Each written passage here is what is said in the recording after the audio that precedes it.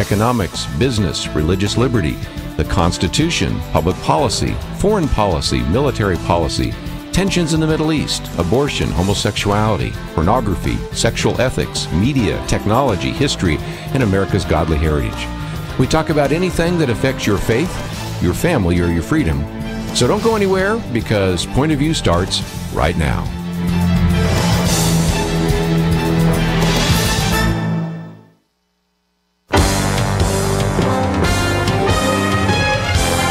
Across America, live, this is Point of View.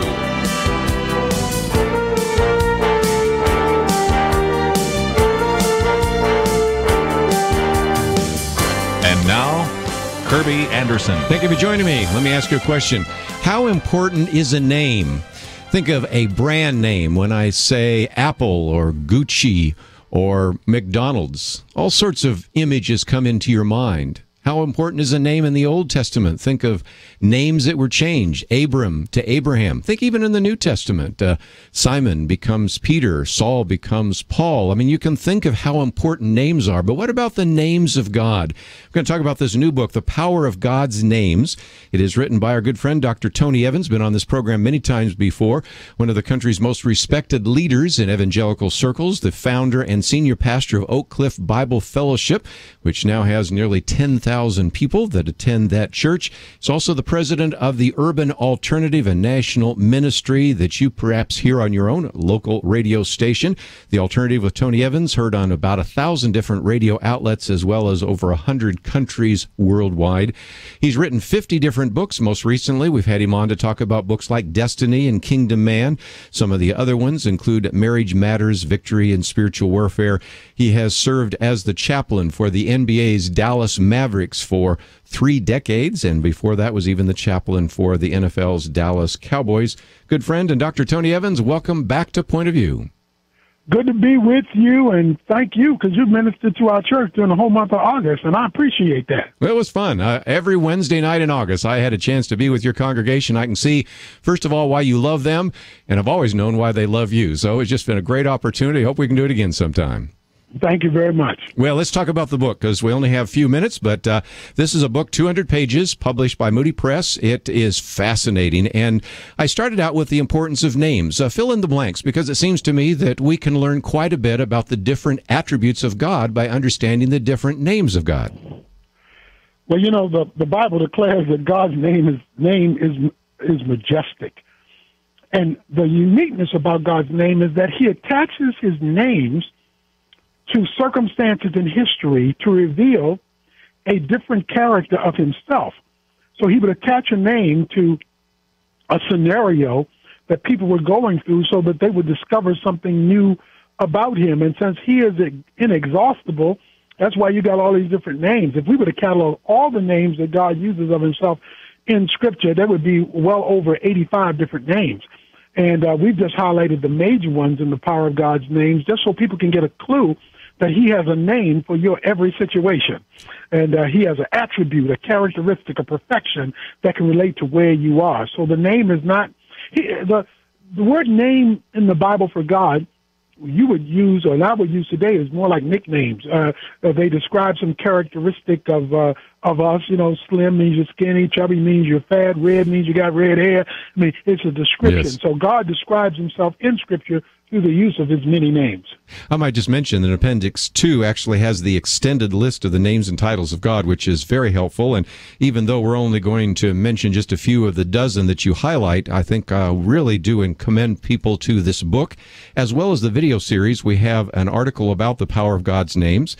We also have a video that you can watch. I would encourage you to do so. Maybe push that share button and put it on your Facebook page to educate others. And then we have a link to the power of God's names and knowing God's names, some of the video, and we'll talk about that in a minute. Well, let's get to at least a few of the names. Elohim, the strong creator God. Certainly we run into that in Genesis, and God is telling us that he is the creator over all that we know. Absolutely. I call that his power name. You know, people have power ties. God's got a power name. And all of creation is tied to that name. In the beginning, Elohim created the heavens and earth. It's a majestic plural. And that could be easily an indication for the triune nature of God that he describes later on in chapter 1. But this is a foundational name, and many other names come off of the word El, short for Elohim. So when you see God's name as Elohim, then you can reference him as the one who can create ex nihilo. That is, out of nothing. He can bring something out of nothing. So as bad as things look, as difficult as things are, he's got a power that can override the circumstance, the situation, and can bring something where you didn't see anything could possibly come out of it. And so knowing his name is Elohim is knowing that you got something powerful on your side. Very good. Since you mentioned El, let's jump all the way to one of the ones near the end, El Shaddai. A lot of people may have heard that because of the Amy Grant song, but also you talk about as one of the favorite names that you have for God. Explain exactly about, again, this idea of power and God Almighty. Well, when we hear about God as Almighty, you know, like the song says, it's introduced in Genesis 17 when Abraham receives a visit from the Lord, and he says, I am God Almighty. Walk before me and be blameless. In verses 1 and 2, I will establish my covenant between me and you, and I will multiply you exceedingly. So El is God in terms of his strength. Shaddai is Almighty. So he wants Abraham to understand, he wants us to understand that when you use this word Elohim, there is nothing that sits outside of that name that he cannot address. When he uses it in Genesis, that's the general creation. In the beginning, God created heaven and earth. But here, talking to Abraham, he's talking about his life, his covenant with Abraham, and everything I promised you I can bring to pass, no matter how difficult it looks and how challenging it appears. So it's a very personal use of the power of God in your life situations and scenario, which means you never have to throw in the towel as long as El Shaddai is in the situation. Oh, very good. Well, we've talked about some of the power names. How about a relational name? We'll go back maybe to Genesis again. Jehovah, and the idea that we see both the creator God in Genesis 1, but we also see the relational God in Genesis 2. Absolutely. God introduces us to a second name in Genesis 2, where you read the Lord God, capital L, capital O, capital R, capital D, which typically in Scripture is Yahweh, or with the vowels, Jehovah. And so that is when God wants to relate to his humanity. And that's why he starts using that name when he creates Adam, because he not only wants to show you his power, he wants to show you his power in context of his relationship with you. So if you want to experience personally God's Elohim, then you've also got to be relating to God's Yahweh or Jehovah, which is why those two names are put together when God relates to man. It also explains why when Satan tempted Adam and Eve, he keeps the word Elohim in Genesis chapter 3 and drops Jehovah, because he doesn't mind you recognizing God's power as long as you don't have God's relationship, because he knows that relationship is tied to experiencing his power. And so when those two names go together, he is the relational God through whom he expresses his power. No relationship, you'll have a limited experience with Elohim. Going to take a break. When we come back, we'll talk for a few more minutes with Dr. Tony Evans, founder and senior pastor of Oak Cliff Bible Fellowship, and of course the radio broadcast The Alternative with Dr. Tony Evans, and so many excellent books by him. This one about 200 pages, The Power of God's Names.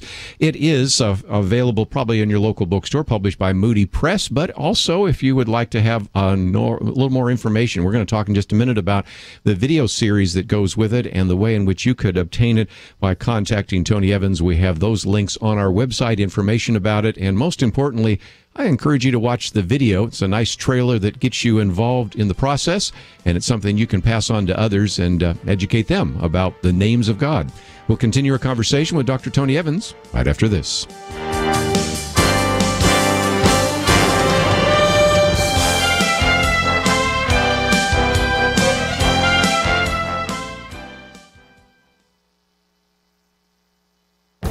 The Point of View Commentary with Kerby Anderson.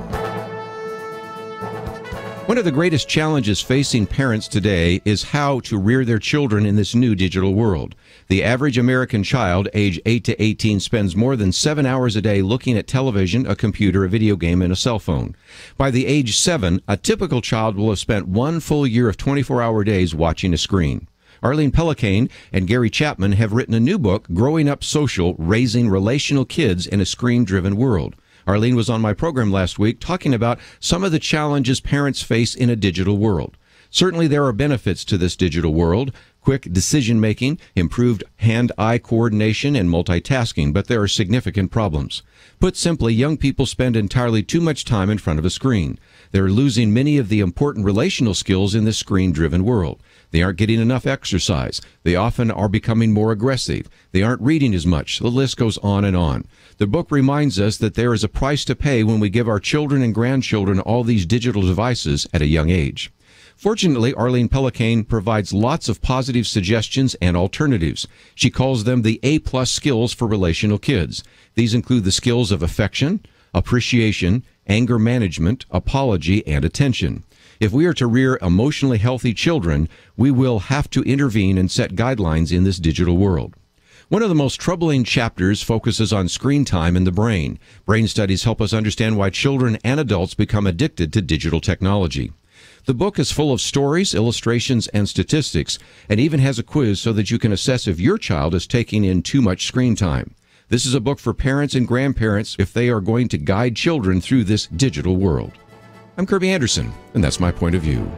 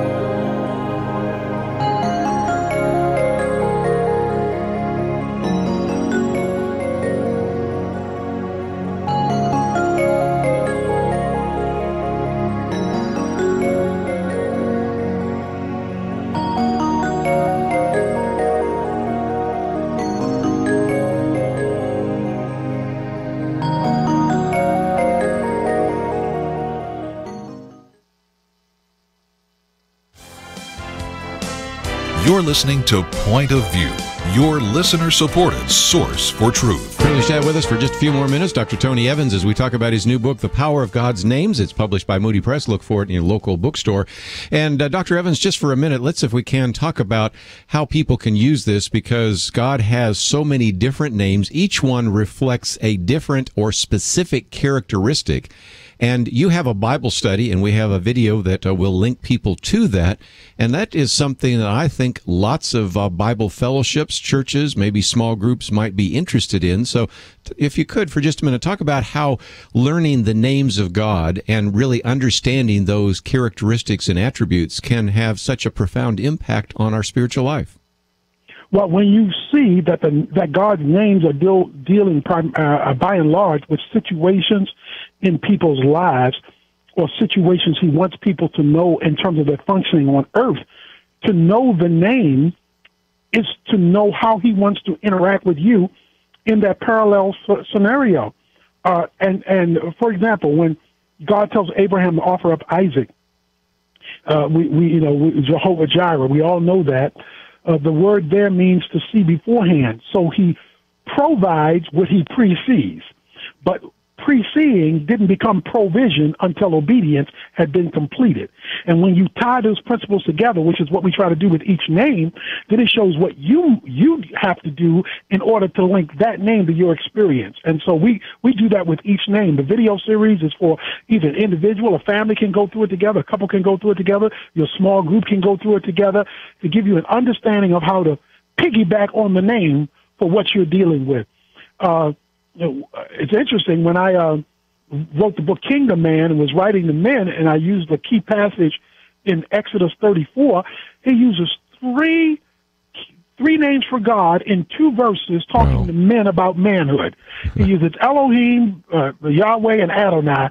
And he says, if you want to be the man I want you to be, you're going to have to come under my authority, and a real man's got to know all three of my names. That's really good. So it's exciting. It is. Well, let's talk about Adonai, of the God who rules, also the idea of ownership, the biblical concept of ownership. Explain that, if you might, Tony. Okay. Adonai means he's your boss.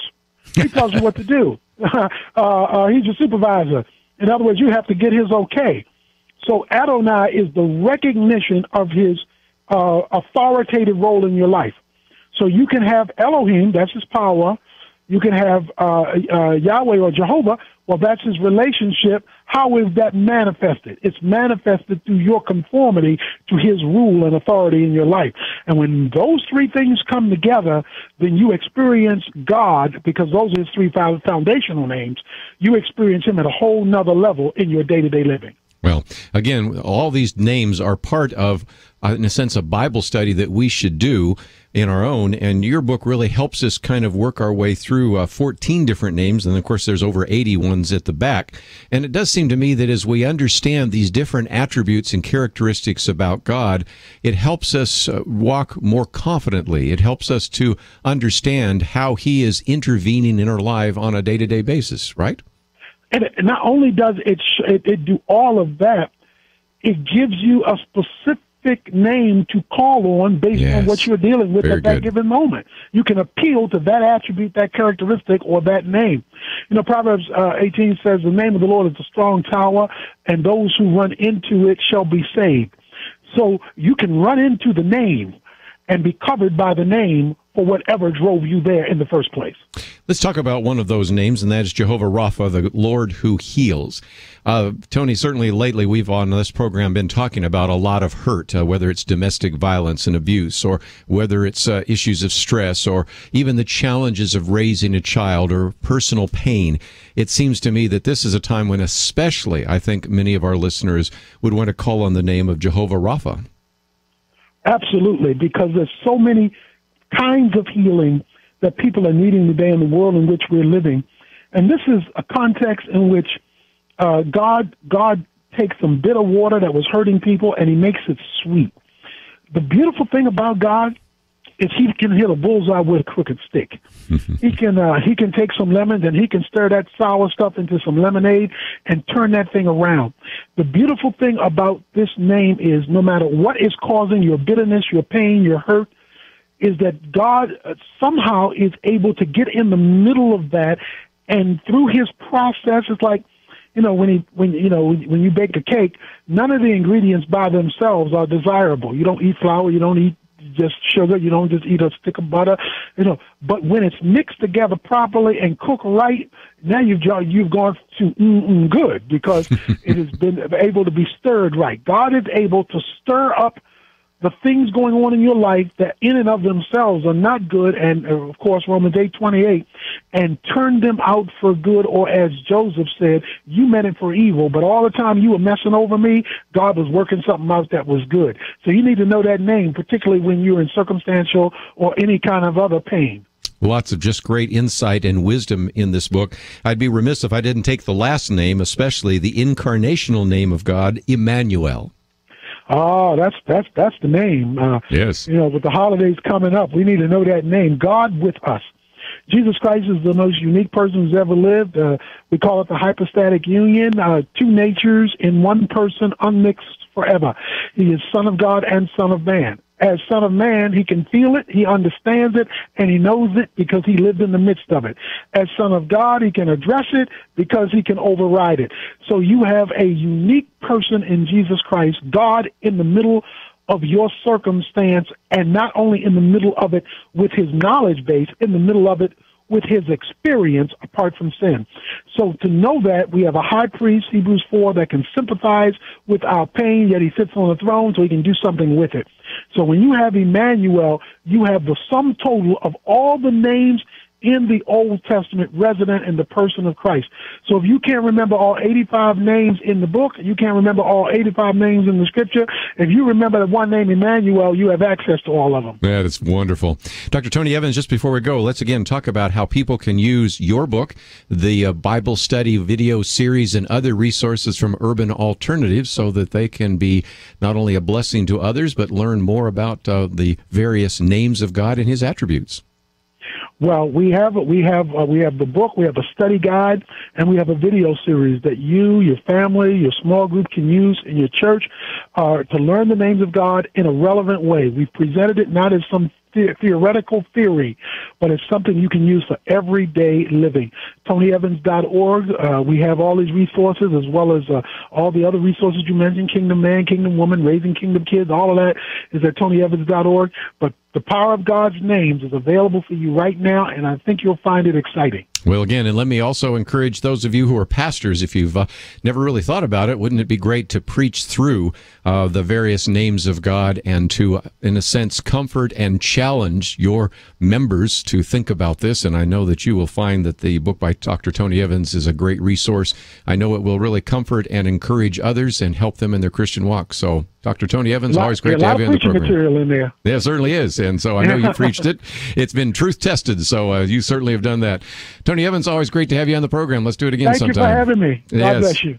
That's all we have for this first half hour. Let me just mention that when we come back from the break, we're going to spend a little bit of time talking about what's in the news. And what's in the news is the Attorney General, Eric Holder, said he's going to step down. Not until, of course, someone else is confirmed, and this could be a contentious confirmation hearing, but some people have had some things to say about Tony Evans and also about Eric Holder.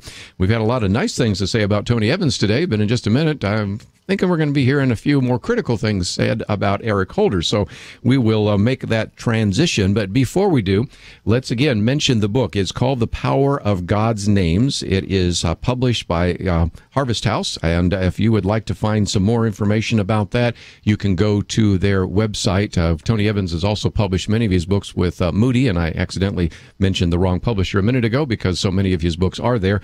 Let me also commend to you some of his other books, by the way. Kingdom Man, Kingdom Agenda, some great books. This one's actually a Harvest House book, but again, you can find out more by going to his website, and it is tonyevans.org. We have a link there.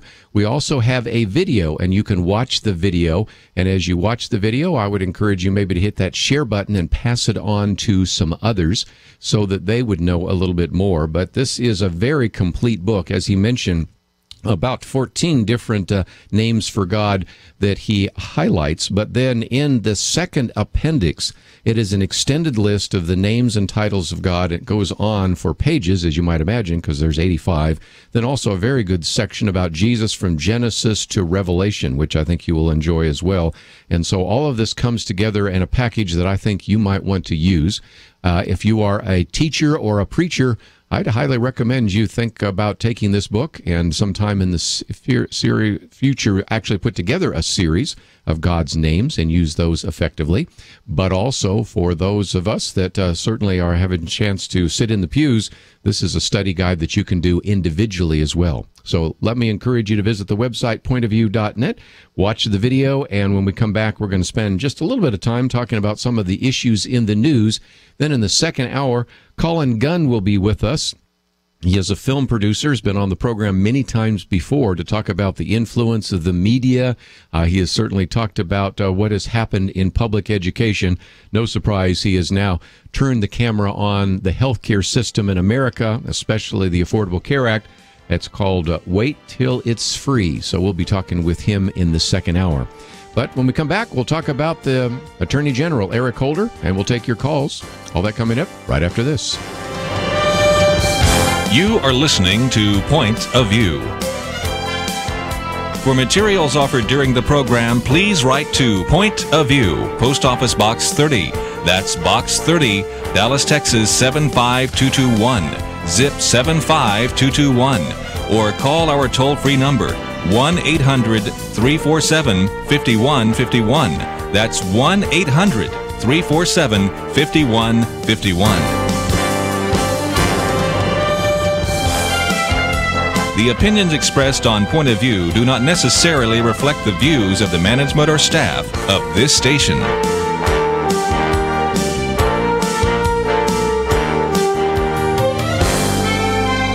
Point of View will continue after this.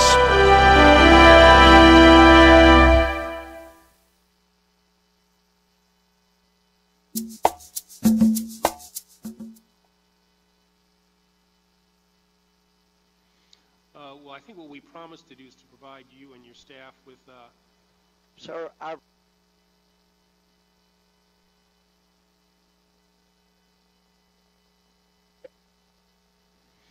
well, I think what we promised to do is to provide you and your staff with...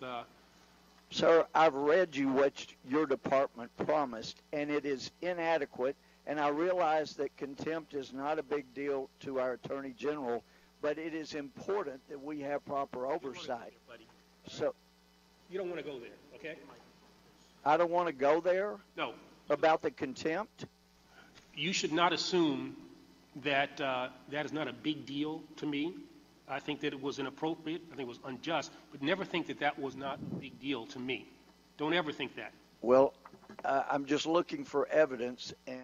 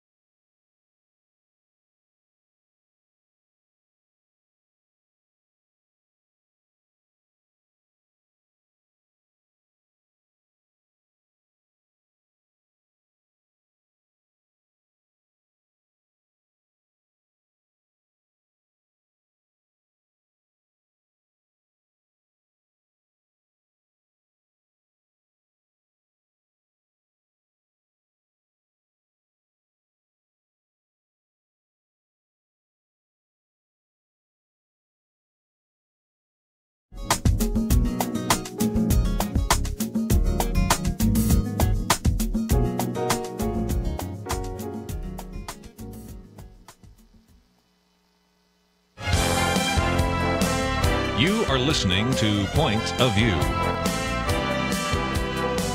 The opinions expressed on Point of View do not necessarily reflect the views of the management or staff of this station. And now, here again, is Kerby Anderson. Back once again, if you'd like to join our conversation, 1-800-351-1212. Kind of the big news today is the Attorney General, Eric Holder, has decided that he will step down, although he will not leave until another individual is confirmed. And given some of the controversy surrounding his office, it will be interesting to see how quickly the president will put forward what a lot of people believe is going to be Donald Verrilli. I'll talk more about that in just a minute, and how quickly that individual is confirmed, if indeed he's the one.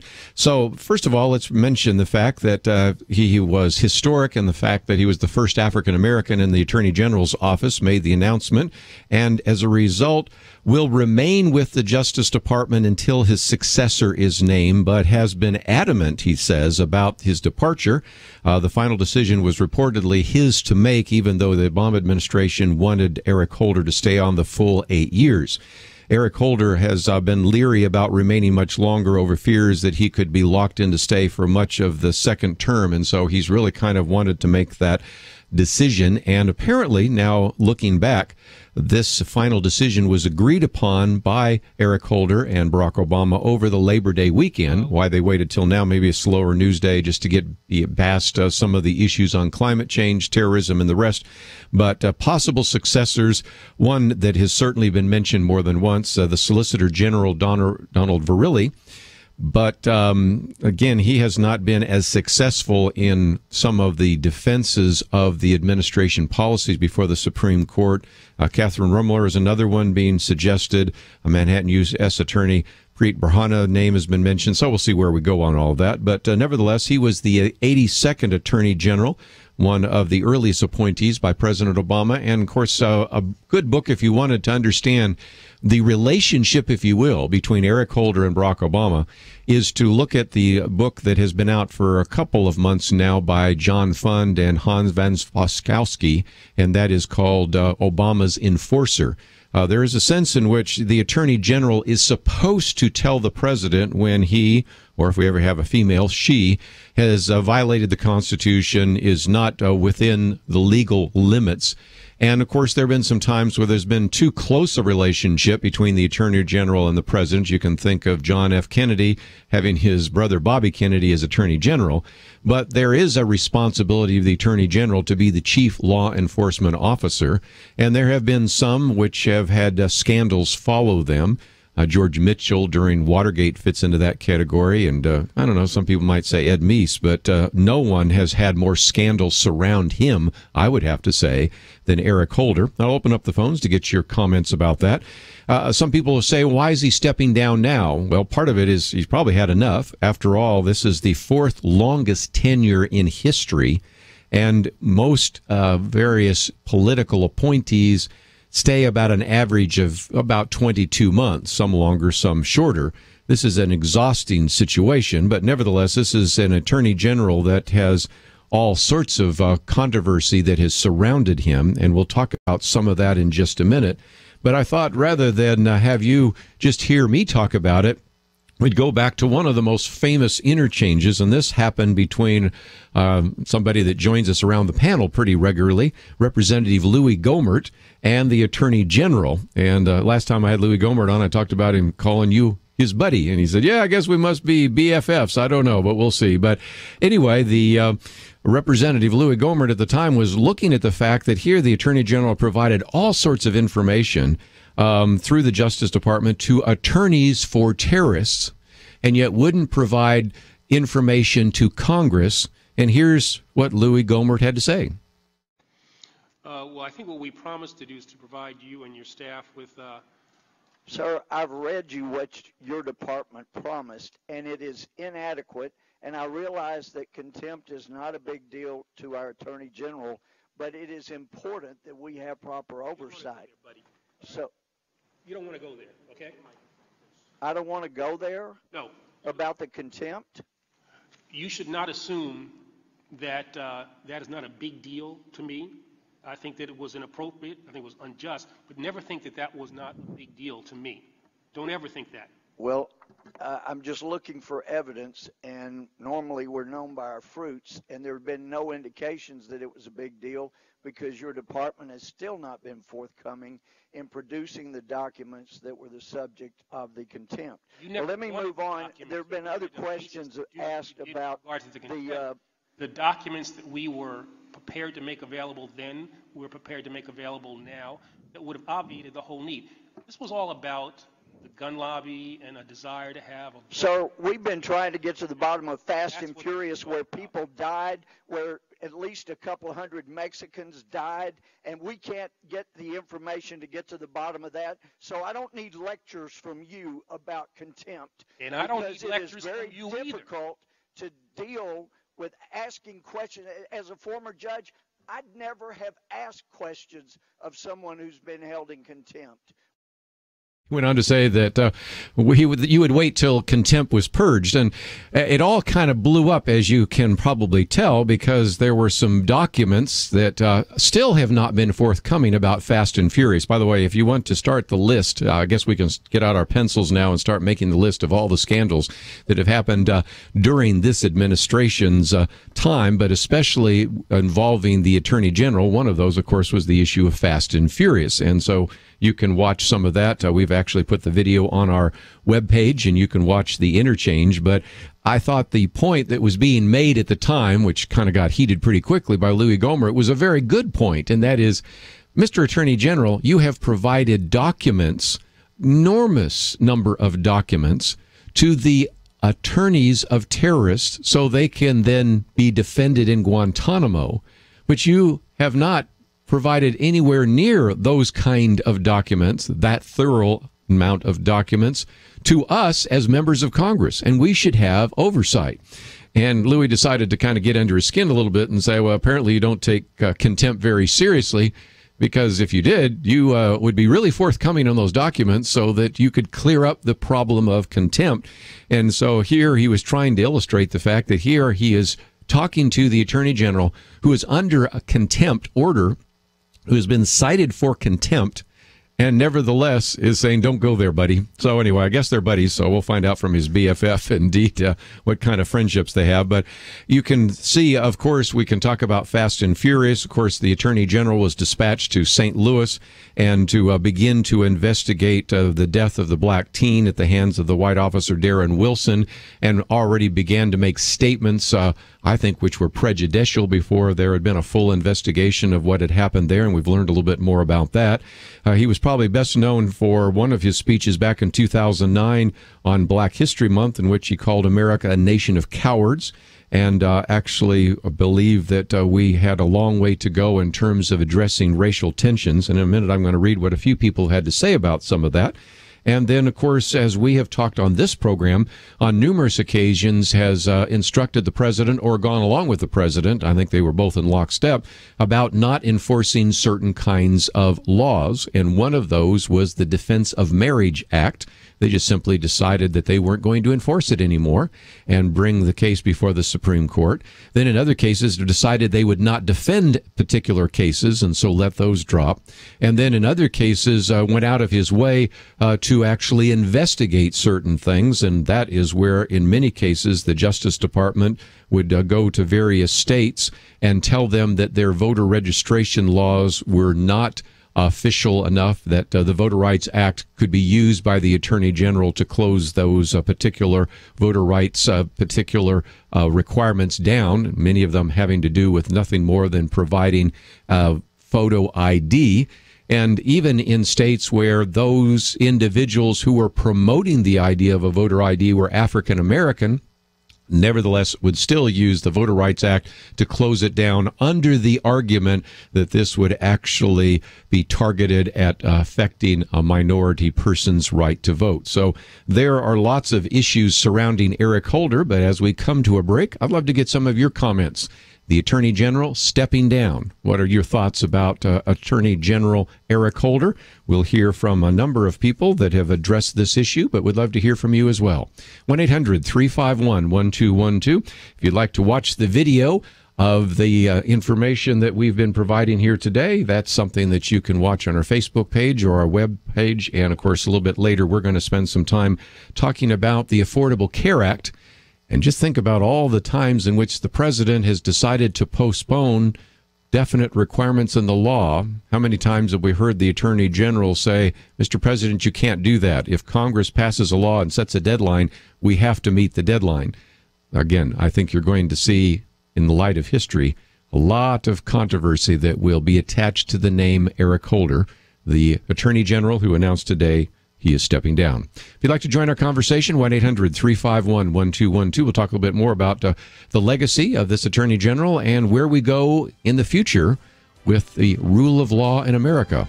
All that coming up right after this.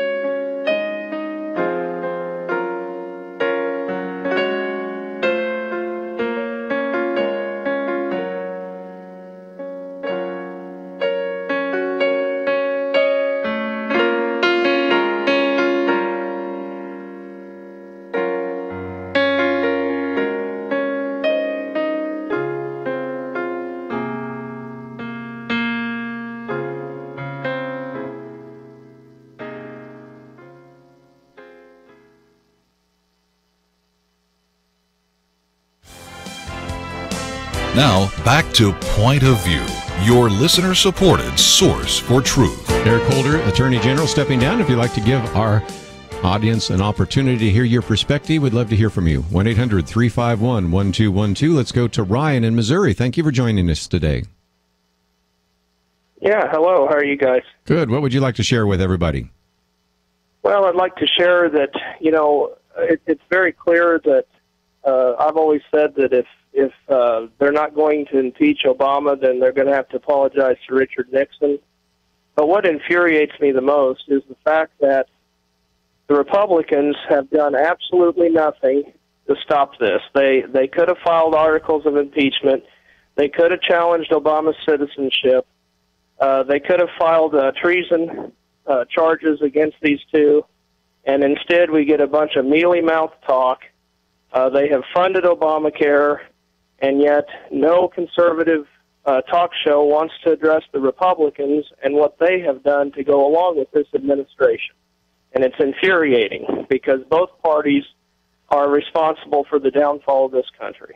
Yeah, now, Ken, I wouldn't necessarily agree with everything you said, but let's take one of the places where we agree, and that is they filed the contempt charges, and if somebody does not bring the documents which are forthcoming, it seems to me that the next step is impeachment. And I think there are some actions that the Republican House could have done that could have highlighted this.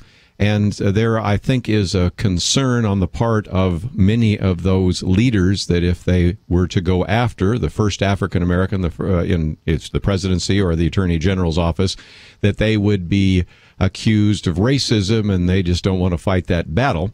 But I thought it was kind of intriguing to see the interchange, which we played just a minute ago, between Representative Louis Gohmert, who I think kind of put it in his face a little bit. You don't seem to take contempt very seriously. Well, you don't want to go there, buddy. Well, if somebody were to cite any member of Congress for contempt, I think they would be in front of the cameras the next day and say, we'll be completely forthcoming, we'll be completely transparent, and that's not what we found. And so it seems to me that indeed that is something that was a missed opportunity. And so appreciate your call. Let's take some more phone calls. I know a number of you'd like to share your opinions, so let's take those.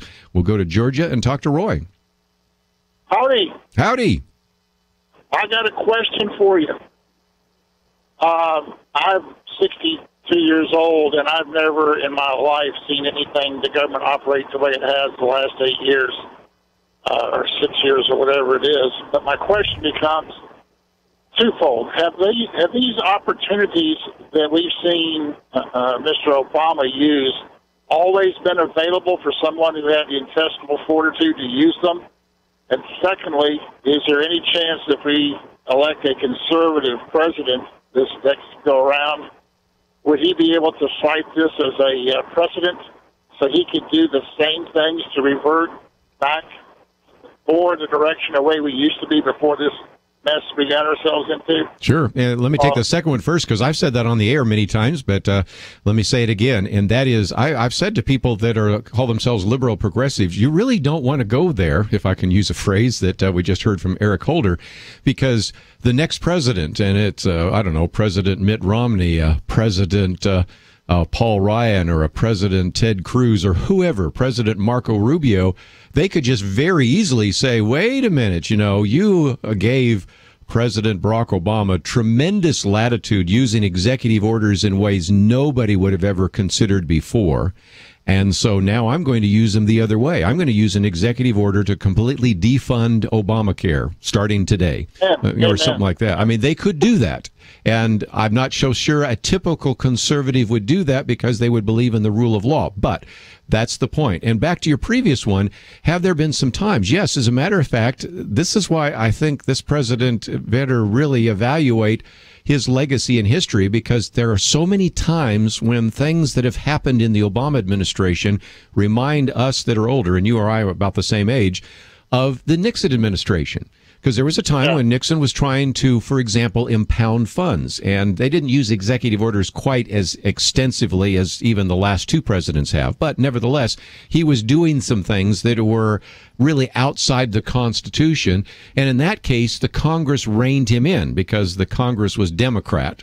And they reined in a president by having the War Powers Act because of what Lyndon Johnson had done. And so there were a number of times when the Congress kept Richard Nixon from doing that. And then you haven't really had anybody who has been somewhat ignoring some of those constitutional lines and limits as much as this president. So there were some in the past, but it was in some respects the assumption that we would elect people to office who would show some kind of restraint. But here it illustrates why these checks and balances are so important, because there is in the Oval Office today probably a president who has less restraint than anyone that has been in the Oval Office, at least since Franklin Delano Roosevelt, perhaps. I don't know. We can guess as to what that might be, or Teddy Roosevelt or somebody like that. And then in this case, the Congress, back to the comment we heard from Ryan just a minute ago, didn't want to act. And so we've had the lawlessness go in ways that seemingly are unprecedented. I can't really think of a time when an attorney general simply said, I'm not going to enforce certain laws because I just don't agree with them. I mean, that devastates the rule of law. Your attorney general, your prosecuting attorneys, your defense attorneys, everyone is supposed to do their job. And when you have the chief law enforcement officer say, I'm not going to do my job, we're in real trouble. So, Roy, I think you've asked some very good questions, and I think the legacy of Eric Holder and the legacy of Barack Obama could come back and hurt some of the liberals, because the next president, the next attorney general can say, look what you guys did. I'm going to do it now to advance my conservative agenda, just the way you used and abused power to advance your liberal agenda. We'll see what happens. Thank you. Well, appreciate your call. Just about out of time. Let me quote at least one or two individuals here before we run out of time, and that is Richard Kelsey, Assistant Dean of George Mason University, kind of reminds us again that the resignation, he says, of Eric Holder may result in some justice finally being brought to bear on a Justice Department that has been over-politicized under his failed leadership. Mr. Holder's term has been marked by controversy and scandal. He says, from Fast and Furious to the IRS scandal, the Holder Justice Department has failed the test of transparency. Moreover, Mr. Holder has converted the role of justice from the leader of our national justice system to an arm of the president's political operation. Goes on to say, Mr. Holder, the overreach of presidential power and abuse of that power in end-running Congress have only grown with his tacit and direct approval. And one comment from our friends that are part of the National Center for Public Policy Research, and in particular those that address Project 21, which is an African-American organization. Horace Cooper, who's also legal commentator, African-American, said, as the nation's first black head of the Justice Department, Eric Holder managed to set back race relations, show disrespect for the rule of law, and undermine basic constitutional principles. Hopefully, Horace Cooper says, his replacement will understand the difference between being the chief legal advisor for the implementation of a partisan agenda and being the chief law enforcement officer of the United States. Goes on to talk about all the issues we've addressed, but there are such a long list, and we are simply out of time in this segment to go through those. But as you start your list of all of the scandals that have been part of the Justice Department, we certainly hope, but I'm not sure I'm going to be that optimistic, but we certainly hope our President Obama will replace Mr. Eric Holder with somebody that believes in the rule of law. Let's take a break. When we come back, we're going to talk about the Affordable Care Act. This is a new documentary, and the DVD is available. Wait till it's free. And it looks at socializing some of the problems and even some of the solutions. And Colin Gunn has been with us before as he's done investigative reports on everything from the media and the influence it's having on our children to the problems in the public schools. And he has now turned his attention to healthcare delivery and healthcare insurance. And so we're going to spend some time talking with him and getting some of your comments. Let's take a break. When we come back, we'll also open up the phones again for you to join the conversation. But in the interim, I would encourage you to visit our website, pointofview.net. There's a place where you can find some of the videos related to some of the conversation we've had so far, including a trailer for the documentary we'll be talking about in the second hour. It's all available at the website, pointofview.net. Stay tuned. We'll have more right after this.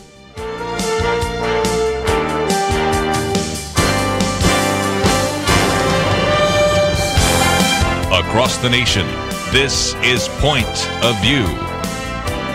For materials offered during the broadcast, please write to Point of View, Post Office Box 30. That's Box 30, Dallas, Texas 75221. Zip 75221. Or call our toll-free number 1-800-347-5151. Point of View will continue after this Point of View is produced by Point of View Ministries and is supported by your generous tax-deductible contributions. I just thank God for y'all. I listen to you every day, truly. I wanted to thank y'all for everything you do each day to inform Christian families and our community about the things we can do, and just the way you're so informative. I listen to you daily and love you guys and appreciate you so much. God bless you, Kerby, for keeping this show so on track and for the decades of wonderful help to this nation that Point of View has been. We're all big fans of your work, and we pray that God will just prosper it. As a Christian, over the years that I've followed this program, I am constantly challenged to be on guard and to evaluate what's going on. And if for no other reason, to protect the caliber and the truth of your programming, I need to participate and to back your program financially to ensure that the truth stays out there for people to hear, to view, and to be a part of.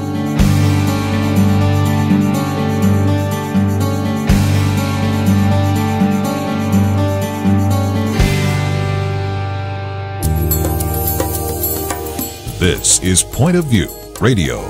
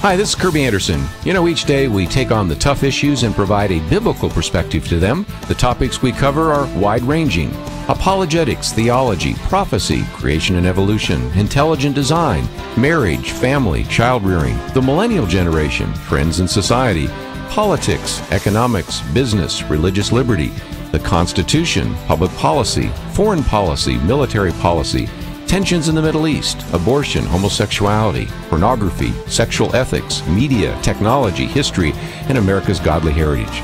We talk about anything that affects your faith, your family, or your freedom. So don't go anywhere, because Point of View continues right now.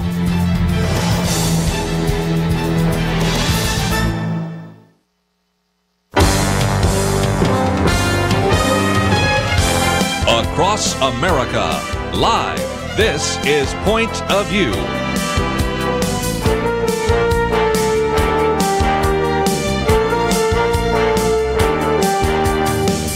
And now, Kerby Anderson. Second hour today, our topic is healthcare. What can we learn from other countries that have tried to develop a system similar to ours? What about a single-payer plan? And what about the impact of the Affordable Care Act? Those are all issues that we're going to try to address this hour as we bring back to the microphone Colin Gunn.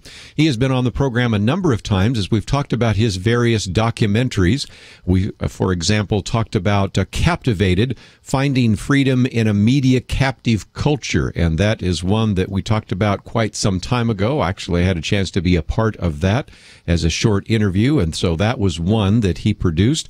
The Decline of Christianity in America, and I think the most recent when we had him on the program, Indoctrination, Public Schools, and the Decline of Christianity in America are certainly some resources that you would want to be avail of yourselves of. But this newest documentary, Wait Till It's Free, and it looks at the issue of health care, and it again is something that you would want to get a copy of, and we have a way in which you can order it. We'll talk more about the DVD and how you can use it effectively. Colin Gunn, as I might mention, also is from Scotland, and so in some part of the film even goes back to Glasgow to show viewers the consequences of a single-payer system. So he has both experienced it and investigated. So, Colin, welcome back to Point of View. Oh, thank you so much for having me on your show. It's always good to talk to you. Just before we get to this particular documentary and some of the resources that are available, I would like to talk about your previous ones, because both Indoctrination on the issue of the public school system, where you traveled around in a school bus, which I thought was so very creative. And then also the previous one, Captivated, on media. You have really tried to do some investigative reports, and they have a, don't take this in an offensive way, a Michael Moore feel to them, where you kind of have a little bit of fun at the expense of some of the people you interview, except you're coming at it from an entirely different worldview than Michael Moore or even 60 Minutes. And so I think that people that are not familiar with your previous documentaries might want to also get some of those DVDs as well. Well, we're trying to make our films entertaining as well as informative, and so there's a lot of medicine that we need to deliver in this film and our other films that may not be too palatable, but for the purposes of people understanding what we're saying, it's our job to make it comprehensive and thorough, and I think we do that, but we also try and make it so that it's not a bore, that they can enjoy and come along for the ride like they did with Indoctrination. They were actually there in the big yellow bus as we traveled across the country, and in this film, Wait Till It's Free, we travel across the Atlantic Ocean to Europe. We go to Paris, and we go to Brussels as well, and we also study the National Health Service in my home country of Scotland and England. So, these are ways that we want to bring people along for a ride. So it feels in a way like a feature film, but it's packed full of information about what's really going on, and that's our goal. And they're Christian films, so they're oriented at your audience, who will want to know what's the Christian perspective on all of these issues. So that's what we're trying to do.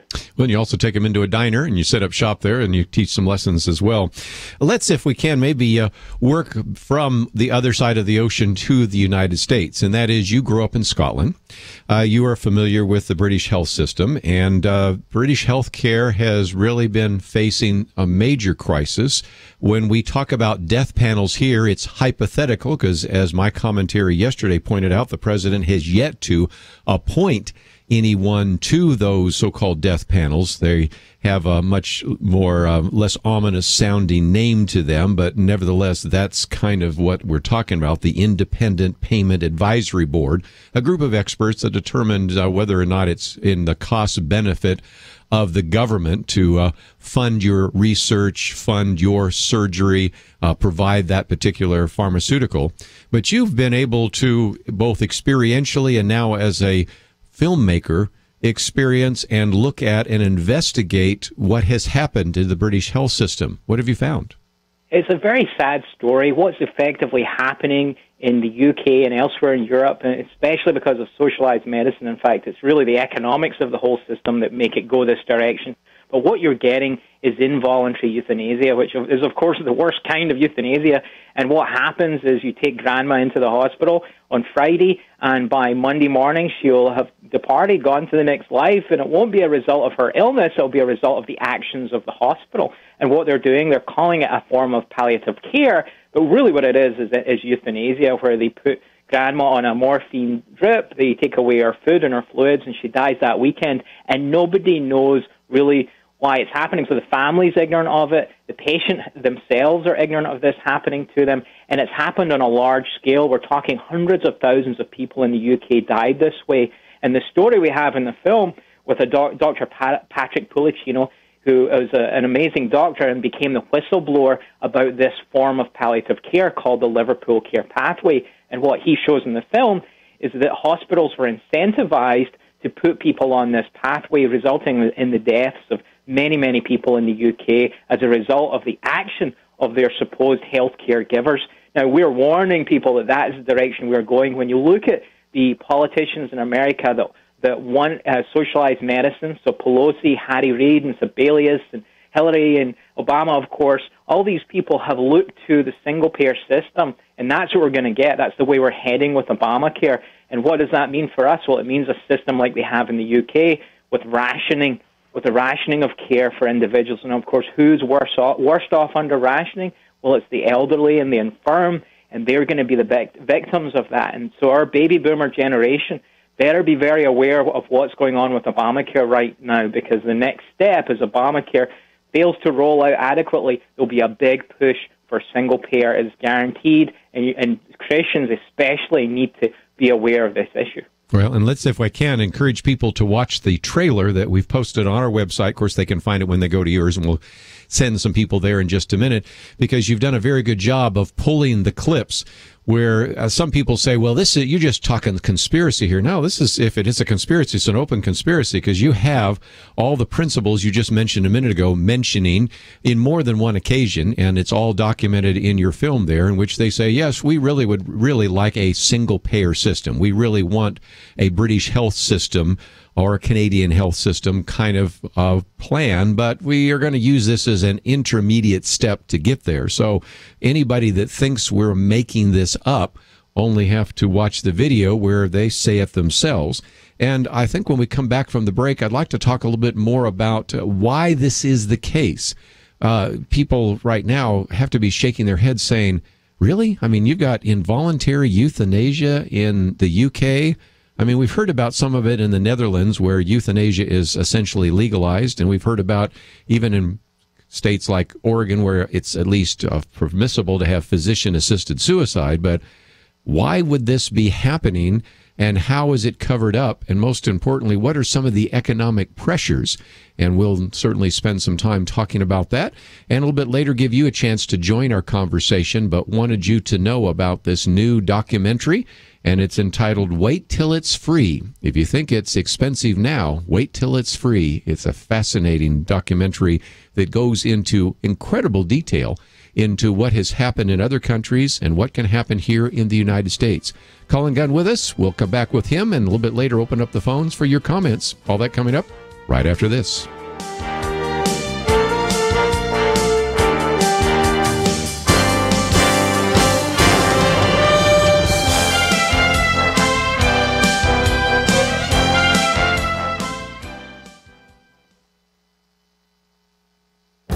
The Point of View Commentary with Kerby Anderson.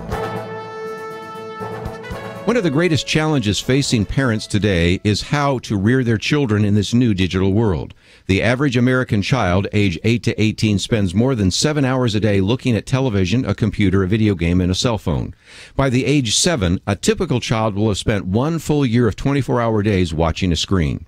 Arlene Pellicane and Gary Chapman have written a new book, Growing Up Social, Raising Relational Kids in a Screen-Driven World. Arlene was on my program last week talking about some of the challenges parents face in a digital world. Certainly there are benefits to this digital world: quick decision-making, improved hand-eye coordination, and multitasking, but there are significant problems. Put simply, young people spend entirely too much time in front of a screen. They're losing many of the important relational skills in this screen-driven world. They aren't getting enough exercise. They often are becoming more aggressive. They aren't reading as much. The list goes on and on. The book reminds us that there is a price to pay when we give our children and grandchildren all these digital devices at a young age. Fortunately, Arlene Pellicane provides lots of positive suggestions and alternatives. She calls them the A+ skills for relational kids. These include the skills of affection, appreciation, anger management, apology, and attention. If we are to rear emotionally healthy children, we will have to intervene and set guidelines in this digital world. One of the most troubling chapters focuses on screen time in the brain. Brain studies help us understand why children and adults become addicted to digital technology. The book is full of stories, illustrations, and statistics, and even has a quiz so that you can assess if your child is taking in too much screen time. This is a book for parents and grandparents if they are going to guide children through this digital world. I'm Kerby Anderson, and that's my point of view.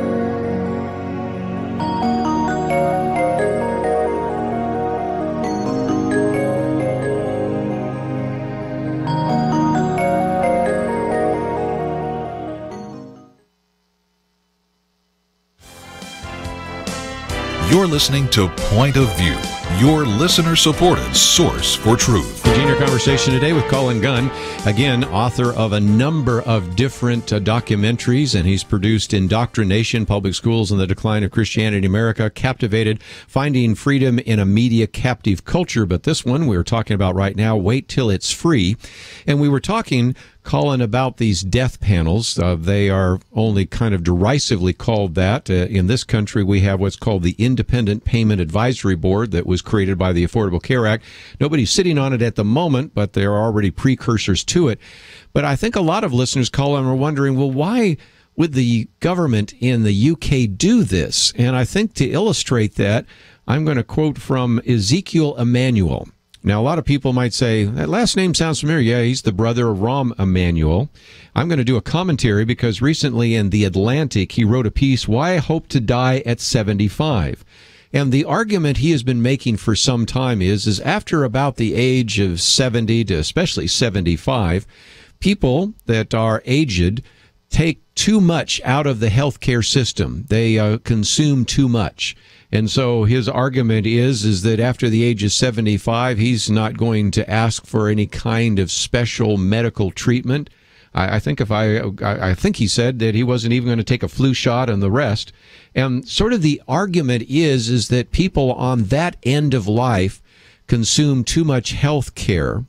And Hillary Clinton made that argument back in the 1990s. Barack Obama more recently made that argument, and probably the best known individual right now is Ezekiel Emanuel, says, you know, if you live 75 years, that's enough.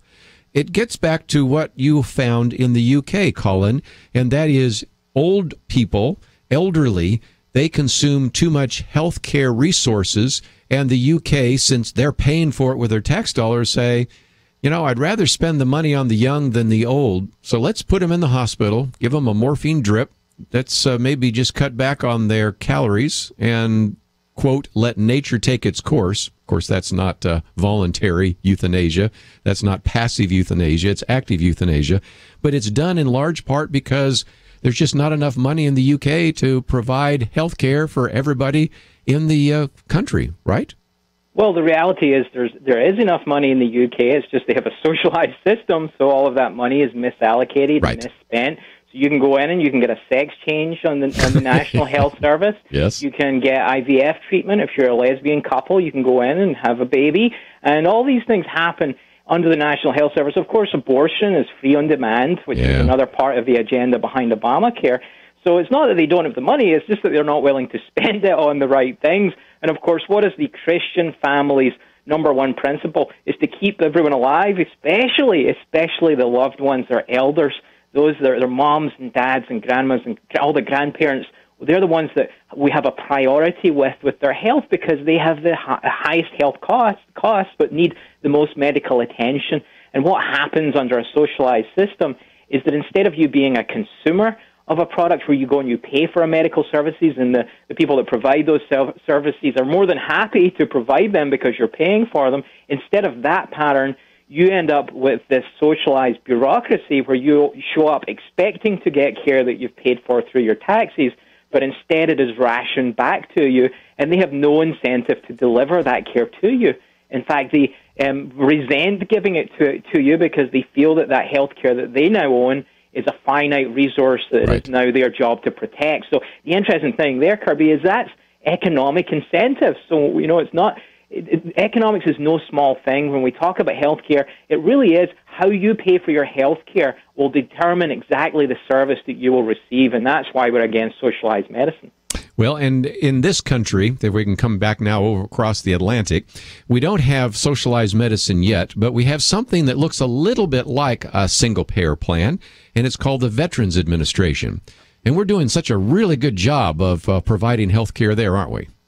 Well, the VA is just a reflection of what's going on. It's the same symptoms. So, all the hidden waiting lists and all the awful care and even the awful buildings that you go to get treated with the VA, that is symptomatic of how we pay for our health care. So a socialized system never delivers the best quality product at a reasonable price. It's always expensive and it's always at the lowest quality. So the best opportunity for us is to rediscover the free market healthcare, which is not what we have right now. And although I'm a critic of the socialist system, in many ways, our healthcare system in America has differences that are much worse. And we effectively have a muddle of socialism and power and control, but we also have a crony capitalist system where the hospital industry and the insurance industry and big pharma get together, write Obamacare, and have had this cartel and control over the healthcare in world and sphere for so long that it's such a reverse market where when we go into that in the film where the poorest person in America will go into the hospital without insurance and will pay the very most, they'll be charged the very most, and that's such a unusual thing, but it's a symptom of our own problems with our reliance on third-party pay and government pay for our health needs rather than getting back to a free market in healthcare, which is the real solution to all of these problems. Let's talk about free market for just a minute, because one of the criticisms we get, Colin, sometimes is, well, we've had a free market and it failed, so that's why we need a socialized system. Now, you have a great quote from John Mackey, who is, of course, the CEO of Whole Foods. And even though Whole Foods is kind of seen as kind of liberal, progressive and everything, he's been a real proponent of capitalism. But in the film, he said, we've not had a healthcare system for 70 or 80 years that's a truly free market healthcare system. And you also have quotes from Dr. Ron Paul, of course, ran for the presidency, served as a representative, but also was a doctor. And he said, all we get from Washington is obstructionism, always the do-gooder, always getting in the way.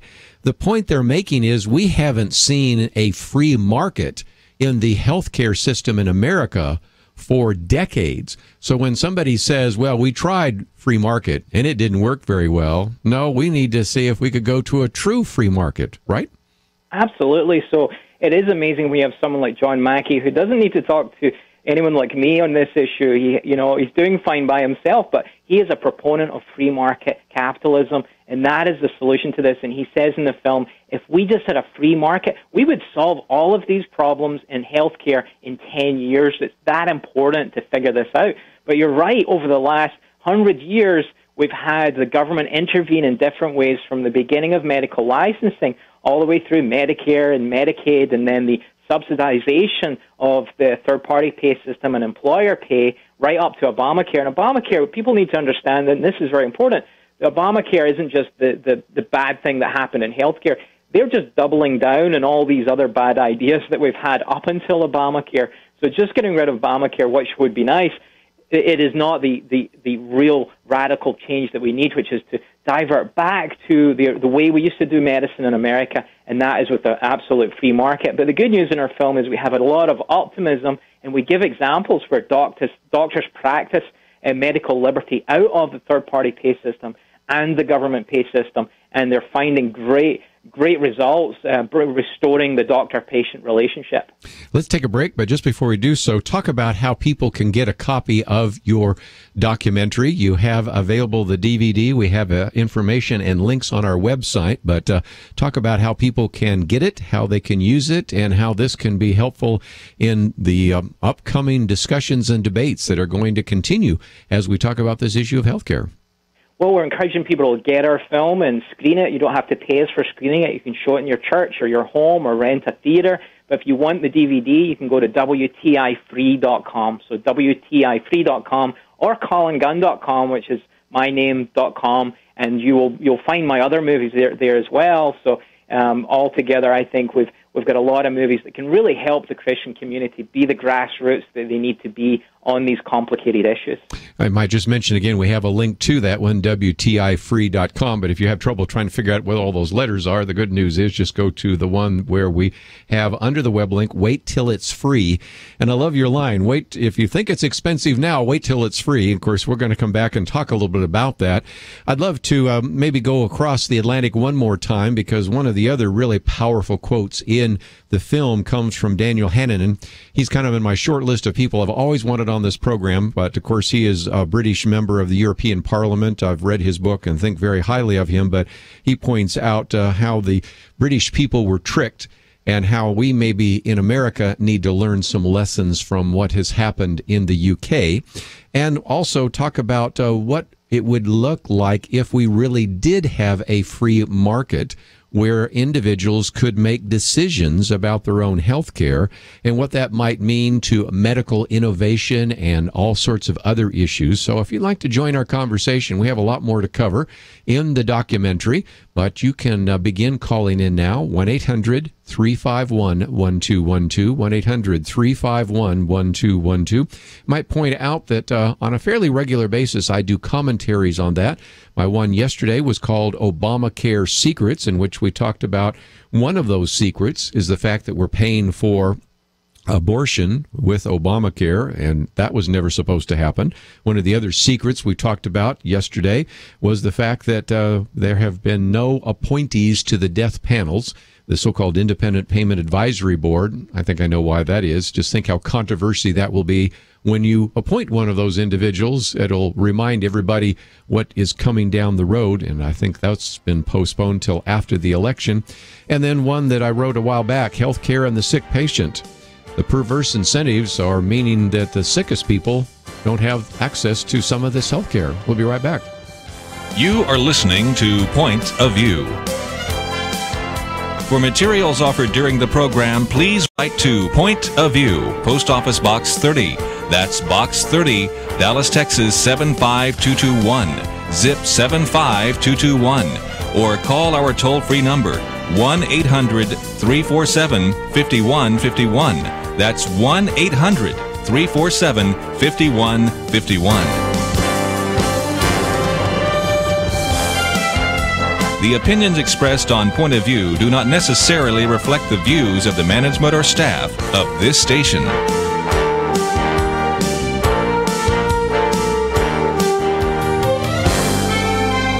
Point of View will continue after this.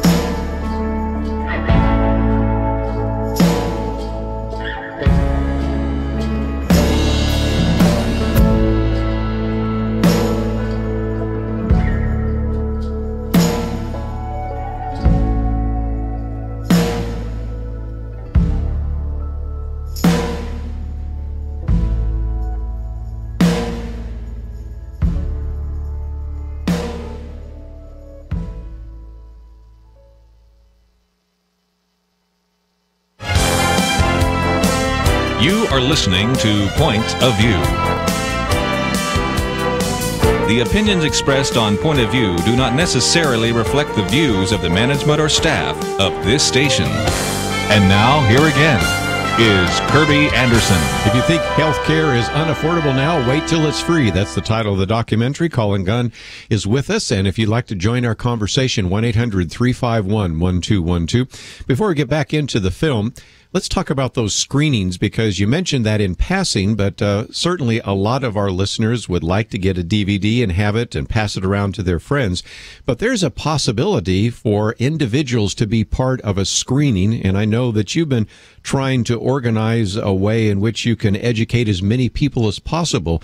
So for the moment, talk to the pastor, the Bible fellowship leader, maybe the activist out there about how they could get a screening in their community.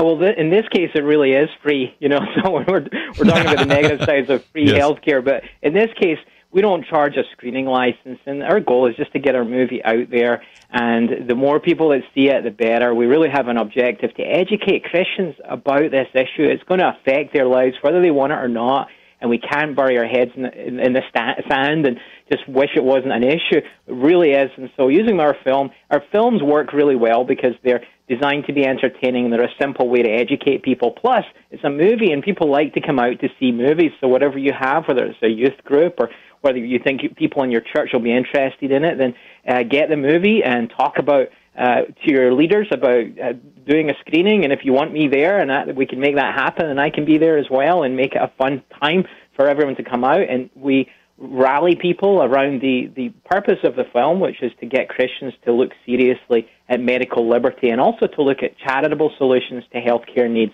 And so they're the things I would be talking about if I was to come to a screening that you would host. So, we want everyone to be able to do this, get the movie out there. Let's, if we can, for just a minute, talk about, again, what happened in the UK. You have Daniel Hannan on there, and he's a member of the European Parliament, but he's the British member of the European Parliament, and he says on the film, governments are not very good at running things, so why should we think that they'd be any better at running hospitals? I mean, we expect governments to be able to defend us and maybe run the post office. I'm not even sure necessarily we need that anymore, but there are just a lot of things where government has not done well. And Theodore Dalrymple actually said that the British have been a subject to a confidence trick, that their system is the best when actually it's either the worst or among the worst in the Western world. I've had people in the past call in and say, I'm from the UK, and, when I had a cold, I just went in, it was free, it was really good. And I've always said, if you are pretty healthy and you just need some antibiotics or something like that, works pretty well.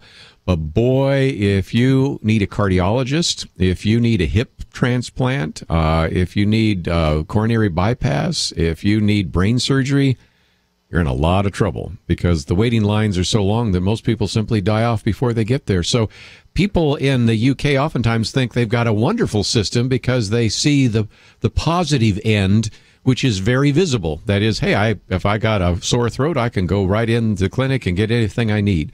But they don't see the other side of it, which I think you expose very well in the documentary, that what you would want to do if you had one of those major surgeries is to get on a plane and come to the United States, which is still one of the last bastions where some of those very important but delicate surgeries are taking place because it's still cost effective to do so.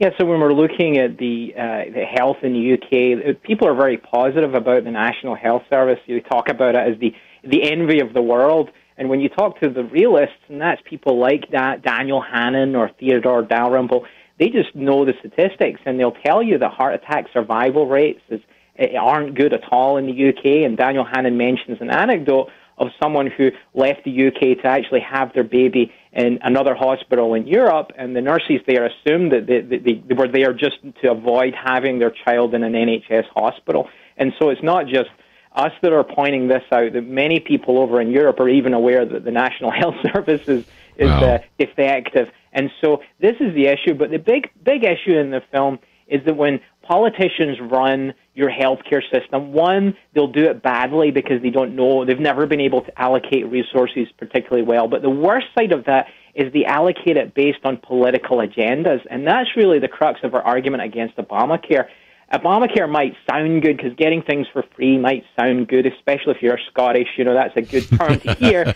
But the reality is it comes at a cost, but the cost for Christians is so significant.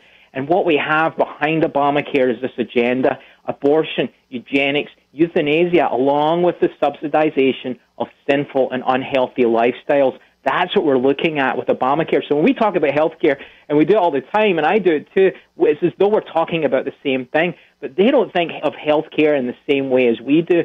They're thinking about those other things that I just mentioned, and that's why we get the Hobby Lobby situation. Yeah. Things we think about, they're talking about what we think about healthcare, which is, broken leg and heart attacks and that sort of thing. So we're miles apart. The point there is you can't be neutral in healthcare. If we don't have a Christian system, we're going to have a highly anti-Christian, and that'll be bad, especially for the unborn child and the elderly. Every Friday, we usually talk about religious liberty issues, and how many times have we talked about Chick-fil-A, Hobby Lobby, Mardell? How many times have we talked about, even in my commentary yesterday, that we weren't supposed to be funding abortion, but we are, and on and on and on. And let's take some phone calls along the way, though, because I do want to give some of you a chance to weigh in on the conversation, and I do want to get Colin in just a minute to talk about what healthcare liberty looks like. But let's go first to Florida and talk to Diana. Appreciate your phone call. What would you like to share with us today? Hi, how you doing? This is the first time I've been able to get through. I usually listening to you late at night on the repeat. I moved to Florida a year ago, and at the time I left Jersey, I had finally gotten part-time coverage after 5 years of being unemployed, 4 years since 2008. I got a part-time job that I was able to pay from part-time coverage. But then again, that was let go because of the Obamacare would not allow anybody to carry it if they didn't carry a certain amount. So I couldn't have that anymore. So I came to Florida. The cost of living is a lot cheaper here than in New Jersey. And when I came here, I got a job, and I do not agree with the Obamacare, but I had to apply for it. I was afraid not to because then at the end they would be taking my taxes. Well, since I did apply for it, I lost that job, and now I have called them and told them I no longer have that job to cancel it because I was afraid of the IRS coming back to me if I didn't have enough taxes at the end of the year. But I did notice I did get into a place down here in Florida to see a doctor, and I noticed that I only see residents. None of my questions were really answered. I have issues from falling down steps about 9 years ago, fibromyalgia, a lot of trouble with my shoulder and my spine, and I could see that there was no way that I was going to get any tests done, that they were going to look further into it. And actually, I wouldn't want them to do anything about it, but I also take care of the elderly, and I've taken care of the elderly all my life. And to think that there'll be panels that decide who's going to live and who is not going to live is quite disturbing. But I have not been able to find a full-time job, and they have told me outright that they're not giving full-time jobs because they can't give me the benefits. Right. And I've been being told that for 2 years. And first of all, let me encourage our listeners to pray for you, Diana. But I think I think you've put some things on the table that just illustrate our points, Colin. Number one, it's hard to find a job because if indeed you have to provide medical benefits at a certain number of hours, there has been a push to push people away from full-time employment to part-time employment. So you can see that that's one of those unintended consequences, although I would have to say that I think some of them were intended. You have all the perverse incentives I've talked about in just a minute, the incentives which I wrote about just a week ago, in which now the incentives are to keep sick people off of these plans as much as possible and to have high deductibles and things of that nature because you don't want sick people in part of your pool, which has taken a problem that needed some attention and made it a whole lot worse than that case.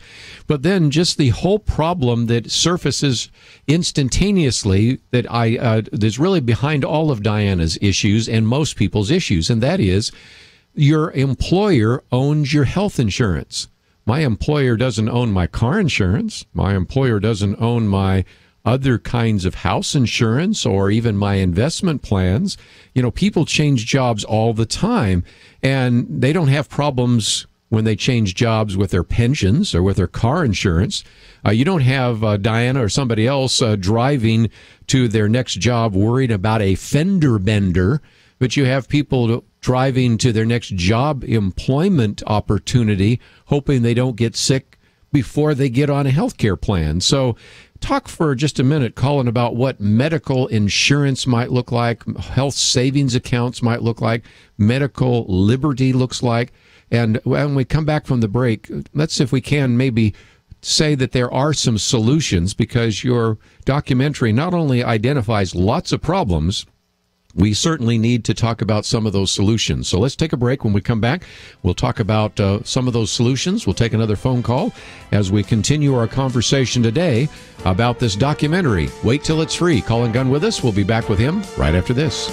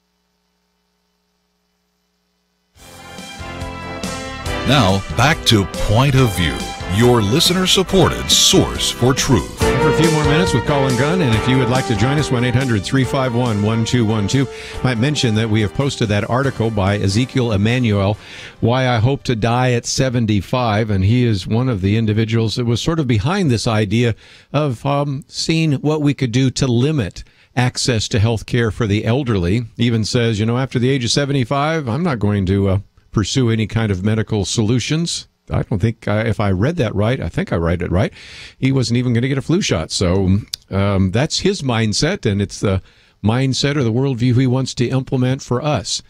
Colin, is there a solution to this? So when we hear the problems that Diana has had and others have had, it seems to me that talking about health savings accounts, talking about more medical liberty, healthcare liberty, is the answer, don't you think?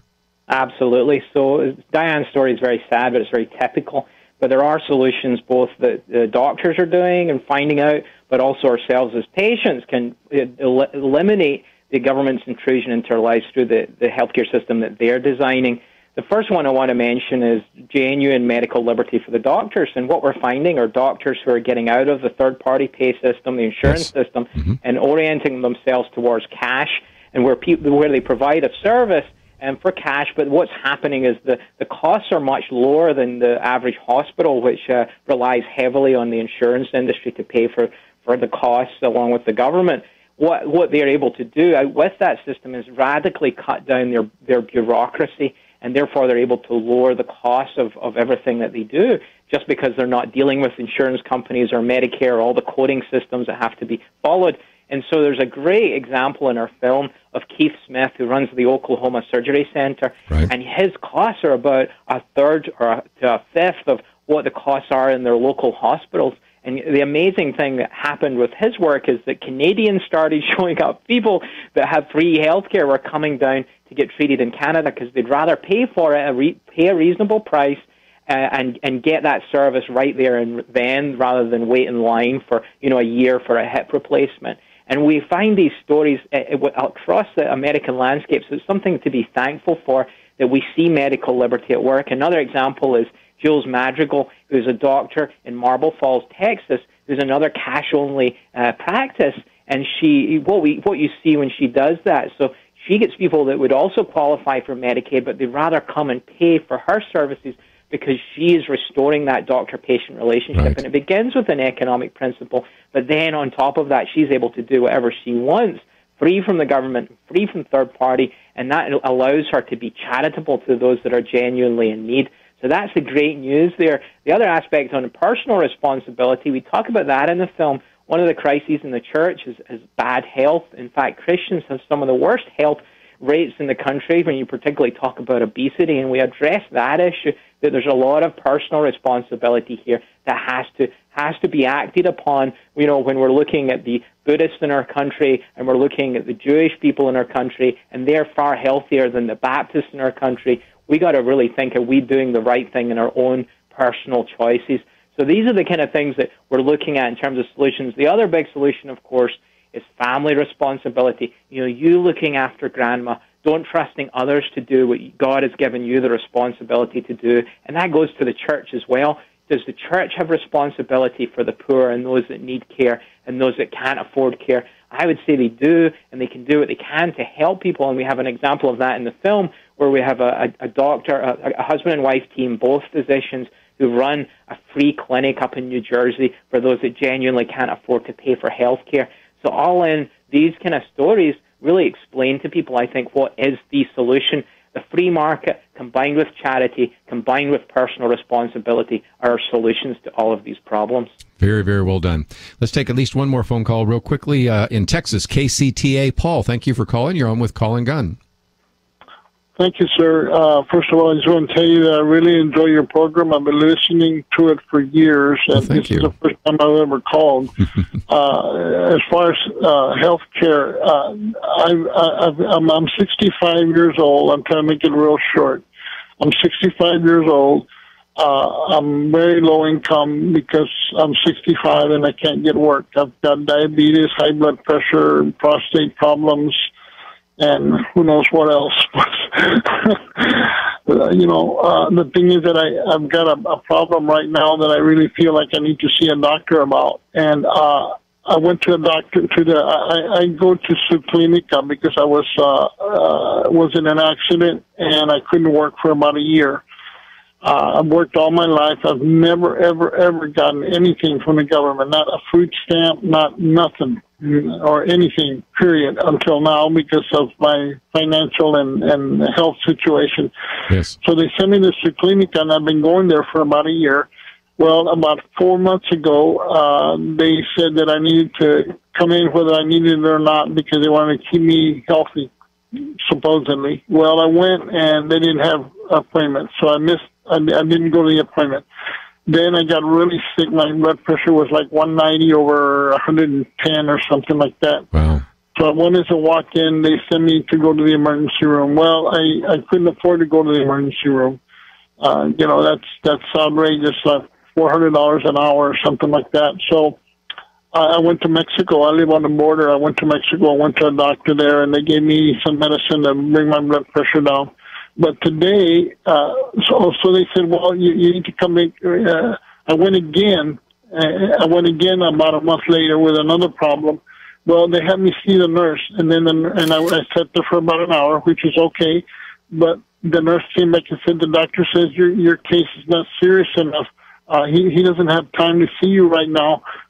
So maybe you can just make an appointment and come back in a few weeks or whenever you can make an appointment. Well, I went to make the appointment. Well, they didn't have any openings to make an appointment. I had to wait till the next month. Yeah, Paul, I'm going to have to jump in because we're getting close on time, but I think your point is, and it's a good one, and Colin, I want to come to that just because we're a little tight on time, and that is he is going to, in a sense, experience what all of us are going to experience because the number of doctors coming out of medical school seems to be declining somewhat. A number are retiring. I think in the future, his experience is going to be everybody's experience. You're going to go in and you're going to talk to a physician's assistant or a nurse if you're lucky. And when it comes time to schedule, you're not going to be able to because some of the doctors are going to go to a concierge service or a cash-only service, and the problem we have now is going to be a lot worse. Where am I wrong? Oh, you're right. I mean, across the board, we're going to see a crisis in America where healthcare just doesn't exist. And what we talk about in the film, we show how we've rationed or we've prevented people entering the profession. We've made it very difficult for people to become doctors. And then we've provided all these incentives to make it better for them to hit the golf courses in their 50s and 60s rather than stick around and be a doctor. It used to be that doctors would, be doctors until they dropped. And that was... that was my grandfather, He saw patients until he died. Exactly, because they get better and better as they got older. That was what we knew of the doctor, and we all loved those kind of doctors. But the reality is a lot of them are just like, we don't want to deal with the bureaucracy anymore. And about 60% of doctors have said they're going to retire before they're 65. 50% of doctors are over 50 now. So whatever happens in terms of how we pay for healthcare, there's not going to be the doctors there to provide it.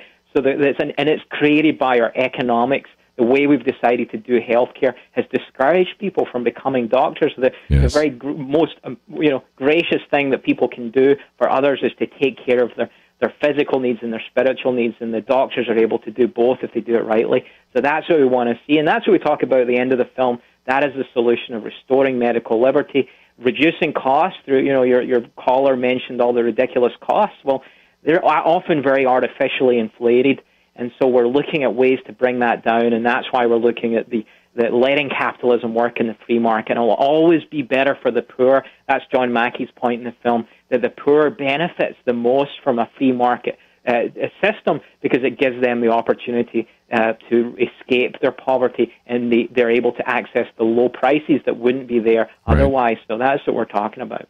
Very good. Again, WTIFree.com, or just find our link to Wait Till It's Free. I might encourage people to pray for Diana and Paul, who've called in today, and they represent so many others that need to know more about this. Colin, thank you for the great documentary, and thank you for joining us again here on Point of View. Thank you so much. Great to talk to you. Wish we had a little more time, but we're out of time. But tomorrow on our weekend edition, we'll cover many of these stories again and do our best to cover that. Certainly want to thank Andrew and Catherine and Chris for their help behind the scenes. Let me encourage you to visit our web page, our Facebook page, for some more information about some of the things we've talked about today here on Point of View. We'll see you back here tomorrow on our weekend edition.